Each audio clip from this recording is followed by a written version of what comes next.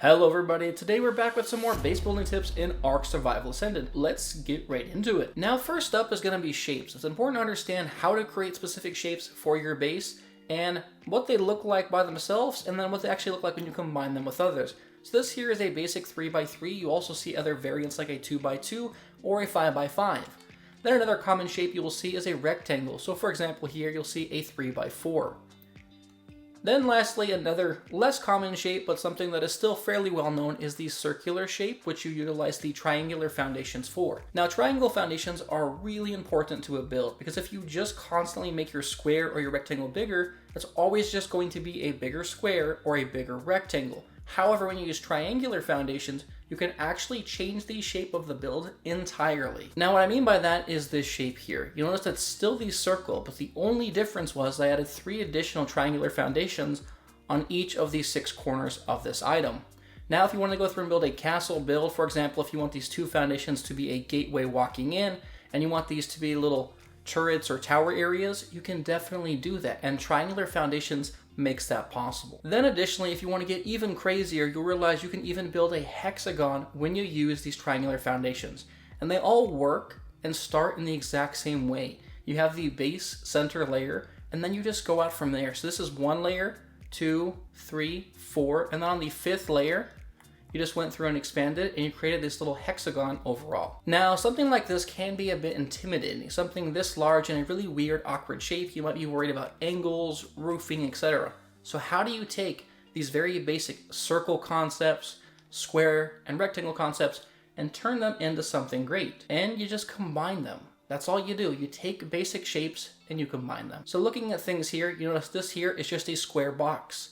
Nothing more, all pointed corners, rectangle here, and this is what the circle looks like. But when you combine them, you can get something like this. This right here simply is just a 5x5 square. This here is also the 5x5 square, and then in the middle here is a 3x6 rectangle. So I just started off with a rectangle as the middle piece, put 2 of the identical squares on each side, and then use the exact same circle build here that you see over there. But because I connected it to the build and I gave it different peaks and elevation and points of interest, these do not look like that. They are significantly different. Now the one on the back here is a little awkward, and I'm not even sure if I do like it, but it's actually an oval and it houses the industrial forge. And I experimented with this shape because this shape, if you look at it carefully, if we can get high enough, actually mirrors the shape of the industrial forge. So overall, what I'm trying to tell you is, if you want to go through and stop building basic boxes like this, there's nothing wrong with this box, but make more than one. Combine these different shapes and you can create something truly, truly nice. Now this base is nowhere near finished. I'd be lying to you if I told you it was. There's still loads of flat space here, loads of flat space here. I threw this together in about an hour and a half, and I obviously have so much more room that I could work with. But just looking at a couple of highlights here, I want to go through and show you some tips that can just help you build. First up, my personal favorite building piece when it comes to decorative items is going to be the wooden thin pillar. Now the wooden thin pillar is just better than every other thin pillar variant in my opinion. Every other pillar variant looks kind of squarish, and this wooden one is more circular. So immediately it just looks nicer in a build. And then additionally, this wooden thin one will not interrupt or impede items being placed inside a base, for example, with a pillar here.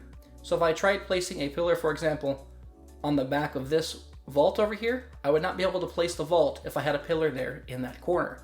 With the thin pillars, you can still do that. Now that's not to say that large pillars don't have a place or a purpose. As you can see right here, I actually placed these large pillars to create a pop effect. And as you can see, without these large pillars, this is what it would look like. You could see where all the pieces come together, and there's this really weird, awkward look to it. But then if you go through and place this down, you have that really nice pop effect. Again, this wall's not finished, but just to give you perspective of what it would look like if that wasn't there, you know, for example, this corner here, it doesn't look great. But when you have these pillars in place, it looks a lot cleaner. Now, when it comes to thin pillars, they also are incredible for filling in gaps. And what I mean by that is if you look up here, you can immediately notice this really harsh, disgusting gap where the ramp or the roof comes down to the wood, and you can even see the pillar sticking through. Now, if you go through and you place down the thin pillar variant, and we can place it here. Now, you don't see where the pillar really meets. It actually almost looks like it's a part of it. So thin pillars are excellent for filling in gaps and creating outlines. Now to give you another perspective of what these pillars can do or how that's impactful, we're going to head inside. So if you look here, look at all these railings up here. If we take this piece off, this thin beam, you get this really ugly look with these railings almost looking like they're halfway hanging off the floor. But as you can see on these ones, it all looks like it's a part of one individual piece, and it looks very, very clean. Yes, it is far more expensive to go through into detail a lot of aspects of your base with railings and with pillars, but I highly, highly recommend it if you want something looking clean. Now you will notice another thing with this build. This entire build only has 2 windows and 2 doors because I'm not finished.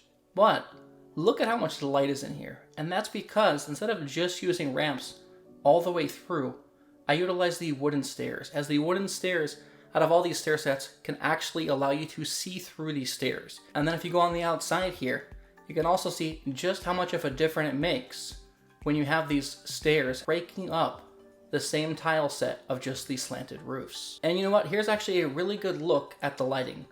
You can see it all comes through here, reflective, bouncing off these stairs, kind of working its way through depending on where my view is at or where I'm standing. You can see all of the light slowly coming through the stairs. It looks really, really nice. So I highly recommend, if you're not using stairs some way in your roof design, to start doing it. It's great. Now another thing you can do is actually build outlines in your base. Technically stone is just going to be better, right? It has durability, less creatures can break it. But if you have stone on the outside as the base and foundation, for example, your entire base doesn't need to be stone. Go through and mix it up. You can go through and start with stone, and then if you go through and use the wooden walls but flip them inside out, it actually looks like these walls are barricaded or secured. Because the way that these come together, it looks really nice and really clean. We're just missing a pillar here. You can run the pillar in between the wood and the stone, so it's less of a harsh transition from wood to stone. If I went through and I placed down some pillars, that would look really, really nice.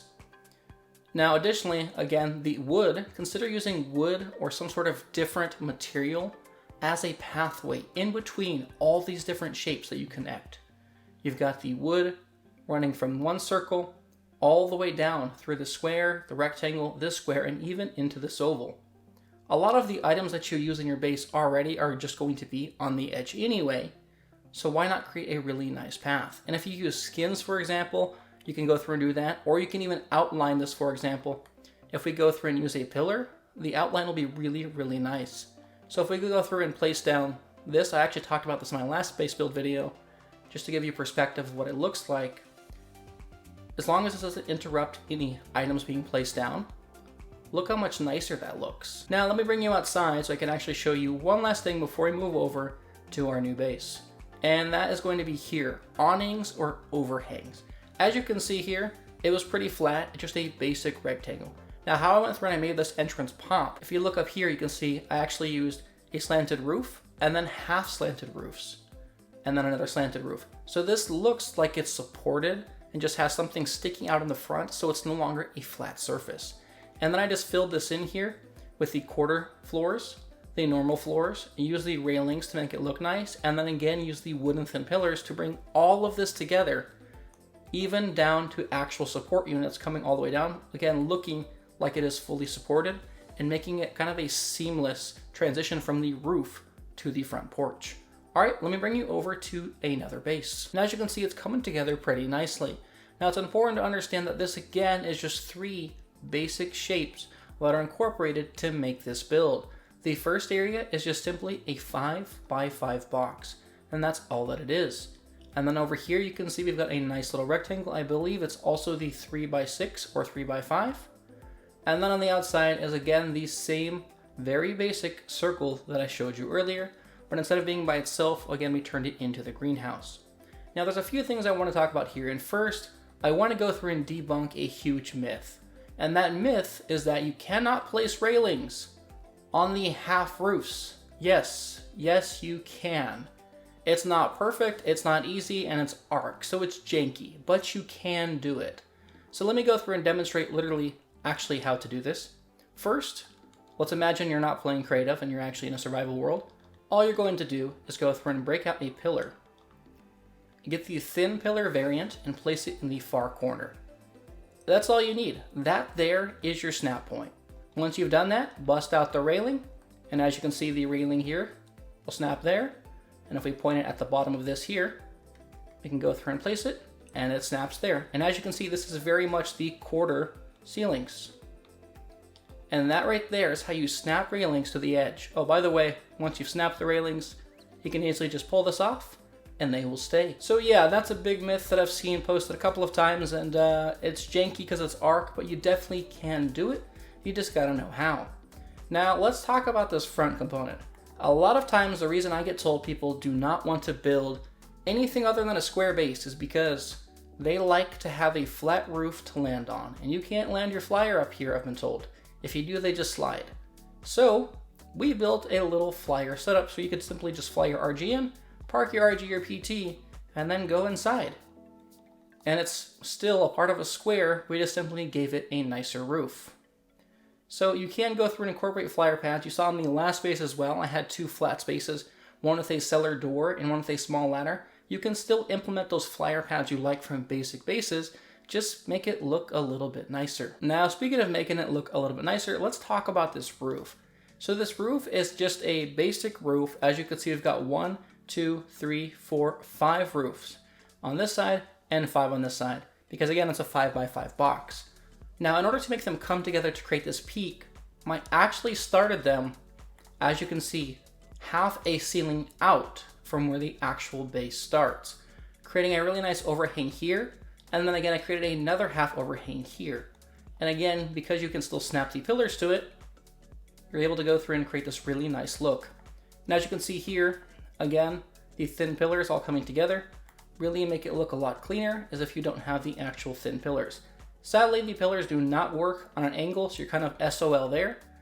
But overall, it looks really nice. And you can even do stuff like this here, or you incorporate some sort of small overhang or even little shelf, if you will, above your doors to break up the flat space, and then you can put like a trophy, for example, here in the middle. And then on the front of the roof here, in order to get this peak, all you need to do is use the triangular roof and switch it to the second component. So for example, if you just go through and pull this off, as you can see, it's here and it will snap, and that there is how you get a peak. Now, working our way down here, let's talk about structural support. It's purely for aesthetic, because as long as you have foundations down, you don't need support. But if you want to make it look supported, a really great way to do that is to use the actual slanted roofs upside down and then place railings on the bottom of them so it looks like they're truly supported. As you can see, I filled it in here with the triangle, and then again, use these railings upside down into the thin pillars so it looks a little bit cleaner to make it look like this entire overhang is actually supported and not just sticking out. Now, because I did this with the half ceilings, these pillars actually do not line up with this, which is why I did not build the pillars all the way up and instead chose to support it like this versus having the pillars run up acting like supports. So yeah, one last thing though before we end the video is going to be skins. Skins are actually really important. When you use a skin and Ark on your structures, the original structure maintains the exact characteristics of the previous material. So for example, if I put this on stone versus wood, this will still have the durability of stone versus wood. Now, one really important factor is if you use this on a greenhouse, this piece is still a greenhouse wall. So if you're playing PvP, for example, or even PvE, and you don't want people looking in your base, but you still want to have a greenhouse, you can use this actual skin and cover up the entirety of your greenhouse so nobody else can look in, but it will still maintain the full 300% greenhouse effect. Alright, well, I hope you did enjoy today's video. It does take a little while to go through and put these bases together. If you did, then please consider leaving a like, subscribing for future Ark content, and even joining the channel's Discord. I actually posted a couple of updates of what I was working on over there, so you can just see future content and even leave suggestions for future videos. I'll see you all later.